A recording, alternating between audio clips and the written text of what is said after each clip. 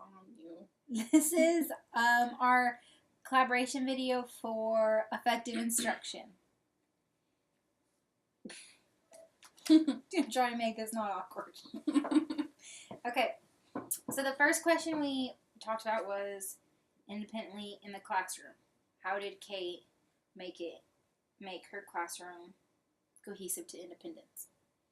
Cohesive to independence. She would have bins for like the students, different like learning levels, and everything had a place, and she had it all labeled. She had everything labeled. Everything labeled and a picture by it, and so yeah, she would teach them independence basically by like when it was time to go get something from these bins or time to have these centers, they knew like where to go, and it just all had an order. Yeah, like her kids were super independent because she like taught them at the beginning how to do things and like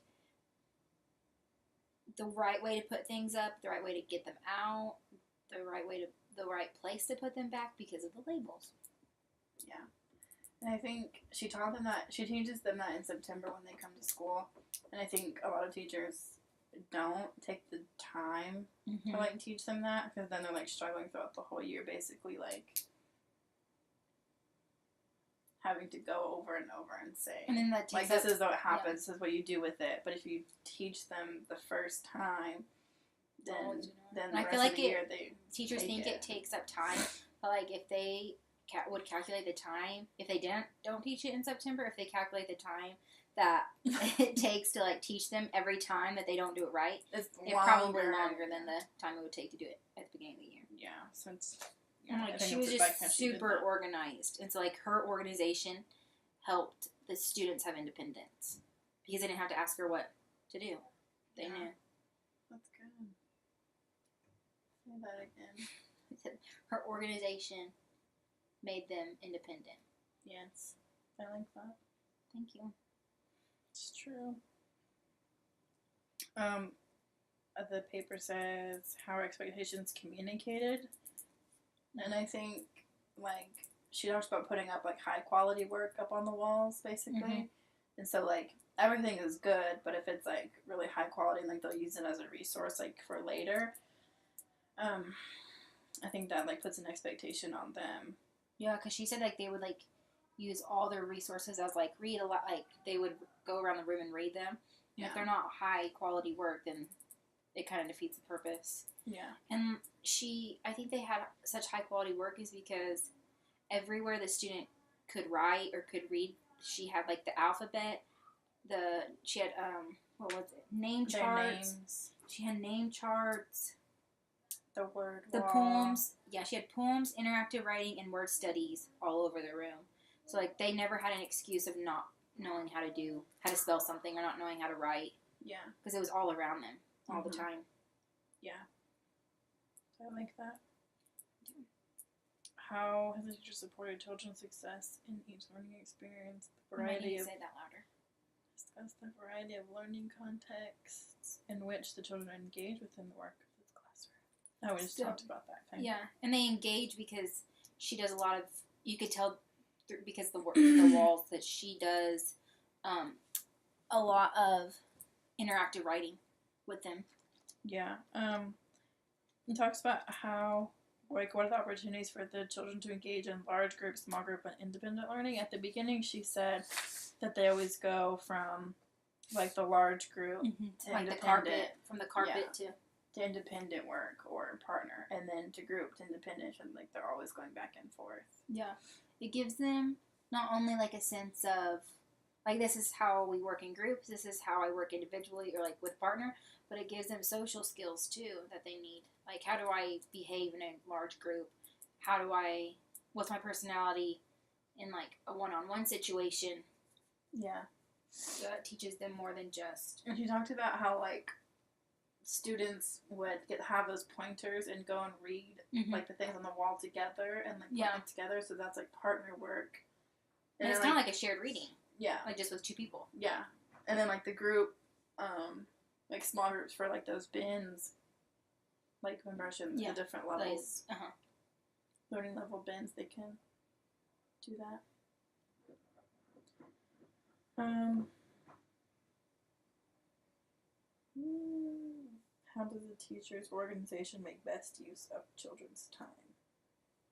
Okay, so we've talked about how she was super organized, but she said one time she was like, because I'm so organized, there's always, it's very conducive, her classroom's very conducive for community and like flow, and there's never traffic jams. So because of her classroom set up in her organization, it doesn't ever cause unwasted or unused time to like,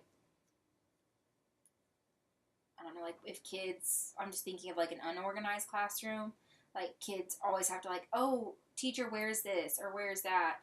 Where do I put this back up? Like since the kids, she's taught them so well to like put them Like back. everything has a place. Yeah, it's like super, like the transition from one activity to another is probably like very smooth and very time.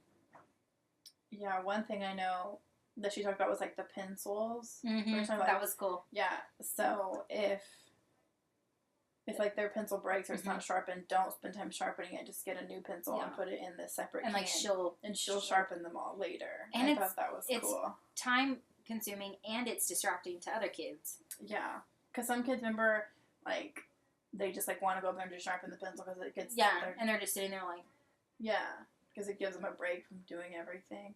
Yeah, I kind of like the thing about the audiobooks too. Remember, like, she gave him, like, that little tape recorder? Oh, the little tape recorder? Yeah. So that made me think And, like, she was even so organized, she, like, put the black line where the volume should be. It's, like, don't go above the black line. Yeah. Like, she just has thought about, you can tell, like, every little detail. Through. Mm-hmm. But I thought that also made me think of, like, the independence thing, too, because she taught them how to use it. Yeah. Showed them the volume thing, where to sit, what books go for what. And then they had, like, the clipboard with the paper. Yeah. So they do something afterwards. And she even said, like, that she switched to that because of the headphones were breaking so much. And it's cool to think, like, because some people would just be like, well, we're just going to stick to this. Or we're just going to not do it anymore because the headphones keep breaking. Yeah. But, like, instead she was like, well, let's figure something else out. Yeah. Instead of, like, just completely not doing it. So she basically literally can tell them, okay, you can go do audiobooks, and they know, like, every single step and everything what to do for, like, a certain amount of time. So she wouldn't even have to, like, worry about what they're doing. And if you, like, at that age, when kids are that independent, it kind of gives them ownership of what they're doing, too. Yeah, and it just makes them responsible. Mm-hmm. And you kind of, like doing things on your own at that age, and so you're like, oh, I'll go do that because I know how to do it, and I know like, I don't the need process the teacher of it to come over here and keep telling me, like, what to do because I know what I'm doing. And then, like, and even when she was doing guided reading, and she had that little rolly thing. I don't know what it's called. Rolling thing? Yeah, she, like, rolled it out, and she had, like, everything she needed from, like, she had, where is it at? Oh, she had, like, magnet letters, like, all these kind of different... all the different letters for, like, the word study? Yeah, but it was for guided reading, and she said, like, it was like a cart. She, like, rolled out, and she had, like, everything from the magnet letters to the books they were reading to, and, like, she had, like, backups for backups. And so, like, she never had, like, if they were in guided reading, she never would have to, like, be like, oh, shoot, I forgot something. Stop right there and let me go get it. Like, it was all just right. And she said it could just roll into, like, a cubby. And so she would just, like, pull it out for guided reading, and she had, like, everything thought out about it. I'm trying to find where I wrote that. I know I wrote it. It was all of her organizational techniques. Just everything was organized. Everything. She had a plan for a plan. Mm-hmm. I also liked how she did the, I don't know when they're able to do it, but with that pocket chart, and they had, like, the poem to look at, and they can, like, rearrange the thing, and then, like... They can even put, like, highlight. Yeah, and I think they said, like, I don't know, rearrange, something, fix, and then check it. So, like, you can do that with, like, a partner, or even in, like, a group. But I thought that was cool, too. I liked that. Yeah. I just have never seen a teacher think about something so much. Like, if you think about the little details... They're not that big of a deal, too, if they come up. Like, if problems arise, you, like, know exactly what to do. If you're that organized. Oh, like what? Like, like if there's messes that come up, like, oh, you guys didn't clean up, but you guys know exactly, like, I'm not going to help you because you know exactly where all that goes. Yeah, and how it goes, kind of Mhm. thing. Like the letter bins, remember? Like she said, like They're all alphabetical. Mm-hmm. Yeah, all alphabetical order, and they all have their spots and everything. So that, I mean, you know, that took her like a long time. Yeah. To do in that September, and it probably took them a while, I bet. To like really get it down. Yeah, but I bet it's like really worth it. Yeah. Because like they just learn that routine, and it just pays off in the end. Hard work in the beginning, pays off in the end. Hard work and time spent to that skill that's being taught. Yeah. So, and like in another class we were talking about the five things to teach a new skill, and like one of them was like modeling them, and I can just the 5 ways to teach a new skill. Yeah, like the modeling and the praising and stuff. And what is that? Modeling. Teach, model. Grouping, praising, grouping. Isn't there something before creating? Yeah, something. But like I could just tell like Kate had modeled it before for them a lot, and then probably praised them for like, hey, look at our bins. Everything is where it goes in the place that it goes. Mm-hmm. So I bet, even though it takes some time and probably some frustration with it, it's better in the end.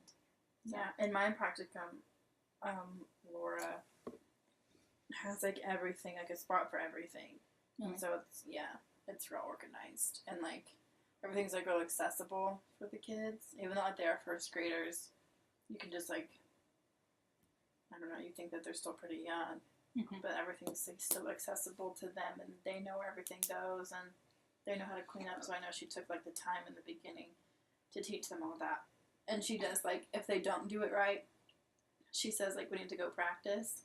Oh, like modeling, she's like, okay, let's go back and practice. And they hate doing that. But it's funny because, like, if their centers are all messed up, she's like, okay, we all know how to do this, but let's go back and practice it. Just to make sure, yeah. And so, like, they'll go back, and she doesn't do any of it. She just, like, makes sure that they know how to do it. So that's cool. So it's the same thing.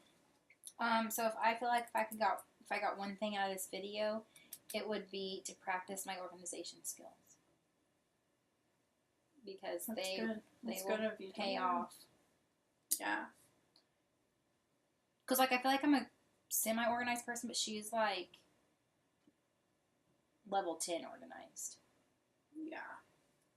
So what would you think if you had one thing? One thing to take away? Mm-hmm.